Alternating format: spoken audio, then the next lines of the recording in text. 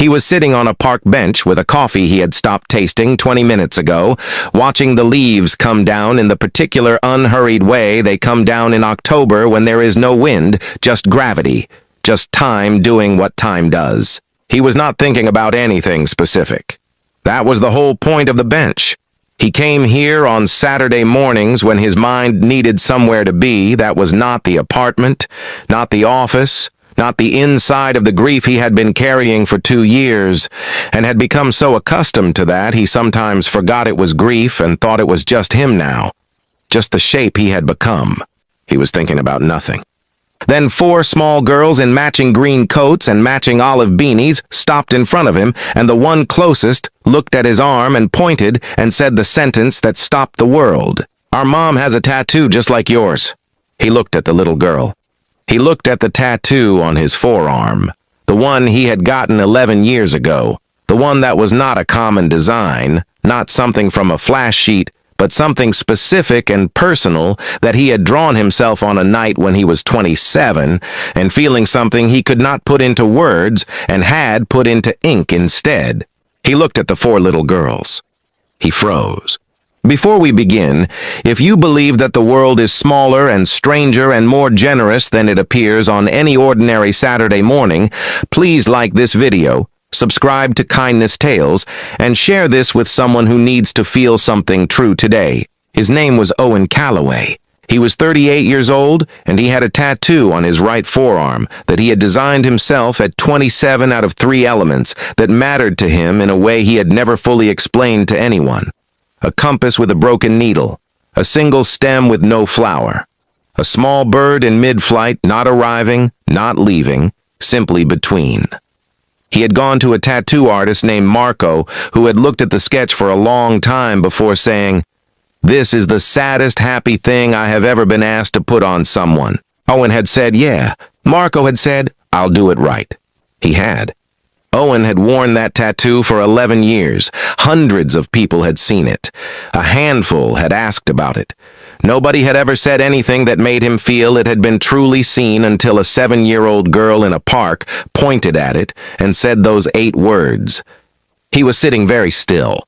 The 4 girls were watching him with the patient, assessing expression of children who have asked an adult a question and are waiting to see whether the adult will answer honestly or do the thing adults sometimes do, which is give a different answer than the one the question deserved. He said, "Your mom has the same one." The girl who had pointed said, "Not the same, similar same. The bird is different. Her bird is landing." He felt something move in his chest that he could not immediately name. He said, "What's your mom's name?" A woman's voice behind the girls said, "Girls, come here please, right now." He looked up.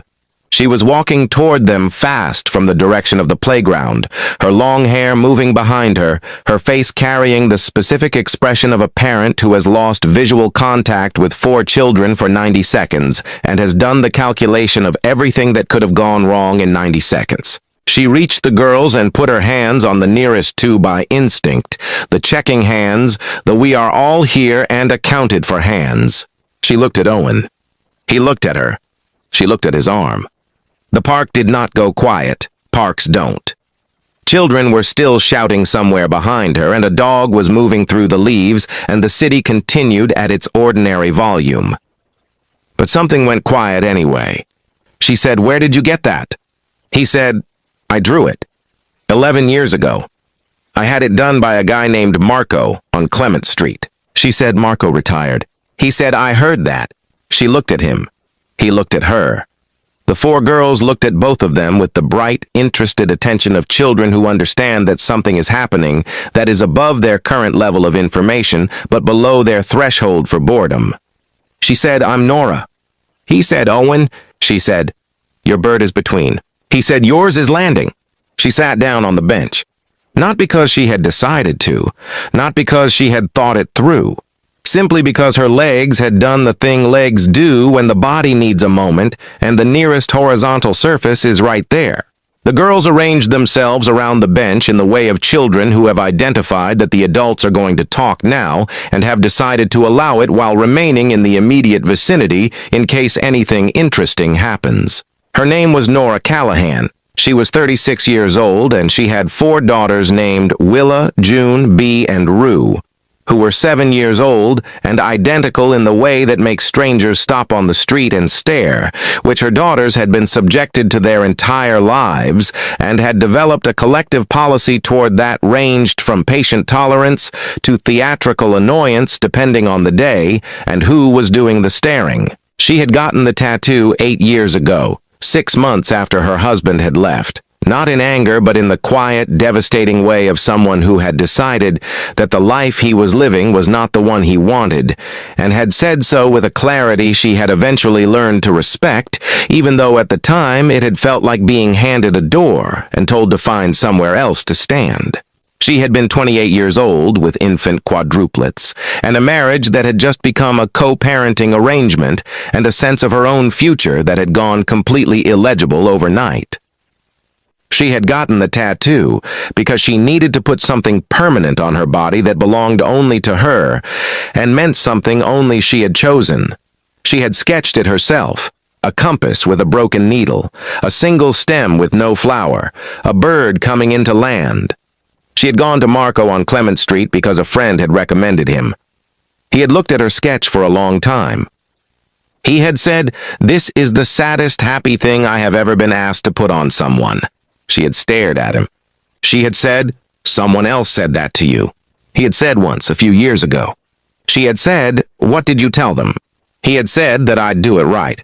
She sat on the bench in the October park and looked at Owen's arm and then at his face and thought about Marco saying the same words to 2 strangers years apart, and neither of them knowing and both of them walking out of his shop with ink on their arms that came from the same place even though they had never met.